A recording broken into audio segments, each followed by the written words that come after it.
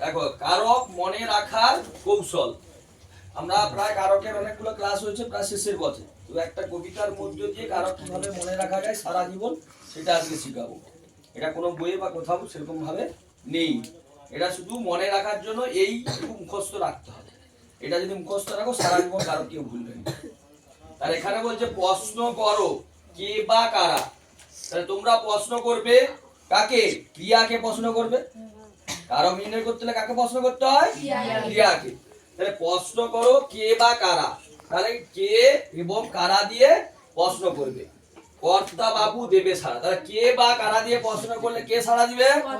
তাহলে সেটা হবে কর্তৃকারক। তাহলে ক্রিয়াকে কে বা কারা দিয়ে প্রশ্ন করলে হবে কি? কর্তৃকারক। তাহলে এখানে ছন্দে লেখা আছে প্রশ্ন করো কে বা কারা, কর্তা বাবু দেবে সাড়া। তাহলে এতটা যদি মনে থাকে আমরা কর্তৃকারক নির্ণয় করতে পারবো। বুঝা গেল? এই কবিতাটা মুখস্থ করবে সবাই। তারপরে স্টেপে দেখো দ্বিতীয়তে, প্রশ্ন করো কি বা কাকে, উত্তর দেবে কর্ম তাকে। তাহলে আমরা কি বা কাকে দিয়ে ক্রিয়াকে প্রশ্ন করব, উত্তর দেবে কর্ম তাকে। তাহলে কি বললাম? ফার্স্ট 1 নম্বর কর্তৃকারক নির্ণয় করতে গেলে প্রশ্ন করো কে বা কারা, কর্তা বাবু দেবে সাড়া। তাহলে ক্রিয়াকে আমরা যদি কে বা কারা দিয়ে প্রশ্ন করি, কে সাড়া দিবে? কর্তা, সেটা হবে কর্তৃকারক। আর দ্বিতীয় বললাম কি, প্রশ্ন করো কি বা কাকে, তাহলে উত্তর দেবে কর্ম তাকে। তাহলে কে সাড়া দিবে? কর্ম উত্তর দিবে। অতএব ক্রিয়াকে কি বা কাকে দিয়ে যদি প্রশ্ন করি, এটা হবে কর্ম কারক। বোঝা গেল? তাহলে এটা মনে হয় প্রশ্ন করো কি বা কাকে, উত্তর দেবে কর্ম তাকে। বুঝা গেল ছন্দে? তাহলে এটা মনে রাখবে, দু লাইনটা মনে রাখলে কর্মকারক নির্ণয় করতে পারবে সব সময়। কি দিয়ে আর কিসের দ্বারা করণ কারক দেবে সাড়া।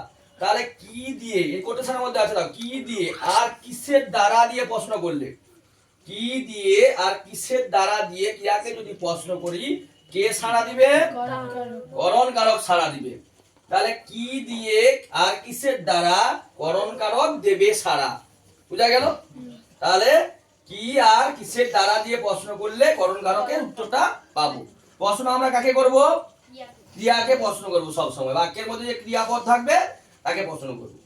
কর্ম যদি পাই গো দান, ঠিক আছে, কর্ম কর্ম থাকবে, একটা বাক্যের মধ্যে কর্ম থাকবে, কাজ করা, কোনো থাকবে, কিছু গিয়েছিল খেয়েছিল যাই হোক থাকবে, সেটা কর্ম। সেই কর্ম যদি কোনো দান পায়, দান, সেটাই হবে সম্পদান, অর্থাৎ সম্পদান কারক। কোনো কিছু দান বোঝালে সম্পদান।